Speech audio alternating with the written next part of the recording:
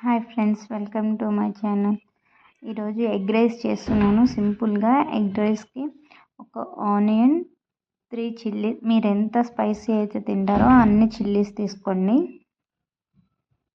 Sauces ఏమీ లేకుండా చేస్తున్నాను, చాలా టేస్టీగా ఉంటుంది.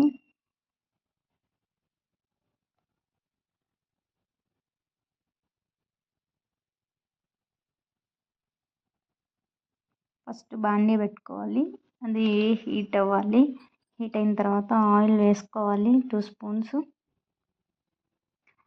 స్పూన్స్ ఆయిల్ వేసుకున్నాక పచ్చిమిర్చి, ఆనియన్ 2 ఒకసారి వేసి వేయించాలి. వాటిని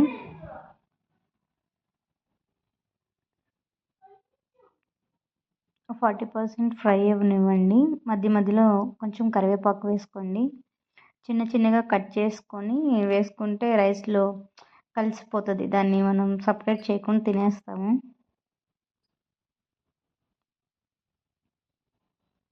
ఇట్లా ఫ్రై అవ్వాలి. మధ్య మధ్యలో ఒకసారి కలుపుతూ ఉండండి.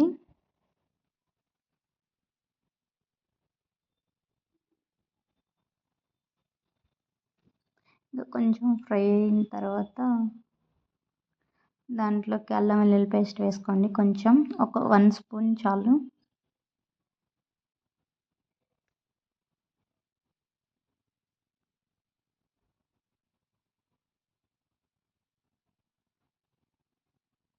అది కొంచెం ఫ్రై అవ్వాలి. ఫ్రై అయిన తర్వాత మళ్ళీ ఒకసారి తిప్పుకొని దాన్ని ఎగ్స్ వేసుకోండి. నేనైతే 2 ఎగ్స్ వేస్తున్నాను.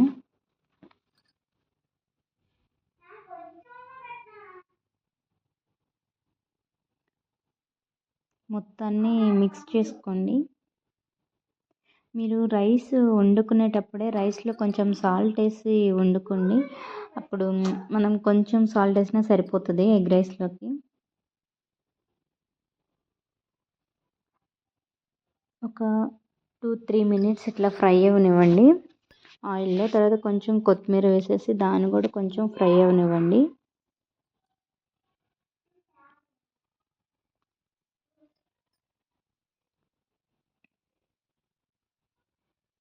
ఇట్లా ఫ్రై అయిపోయిన తర్వాత దానిలో ఉడికించిన రైస్ వేసేసుకోండి. నేను దీనిలో కొంచెం సాల్ట్ వేసి రైస్ ఉడికించాను. తర్వాత ఫైనల్గా కొంచెం వేసుకుంటే సరిపోతుంది మనకి సాల్ట్. ఇంకా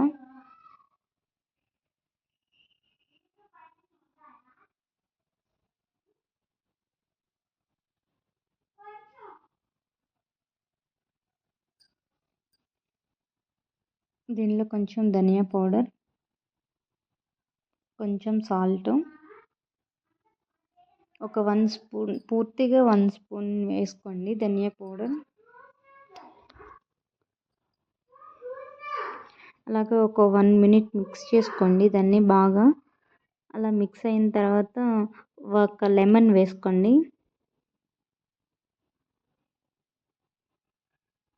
లెమన్ పిండేసిన తర్వాత అది మొత్తం మిక్స్ చేసుకోవాలి. ఫైనల్గా ఎగ్ రైస్ రెడీ.